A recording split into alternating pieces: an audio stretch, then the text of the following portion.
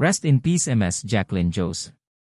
Si Jacqueline Jose, ang veteranang aktres, ay pumanaw noong March 3, 2024. Siya ay 59 taong gulang. Bagamat wala pang opisyal na anunsyo mula sa kanyang pamilya, kinumpirma na ng malalapit na kaibigan ni Jacqueline ang malungkot na balita. Naulilan niya ang kanyang dalawang anak na sina Andy Aigenman at Gwen Garimond Ilagan Gok, pati na rin ang kanyang mga apo. Noong 1984, nagsimula si Jacqueline sa industriya sa pamamagitan ng mga pelikulang Chicas at Private Show.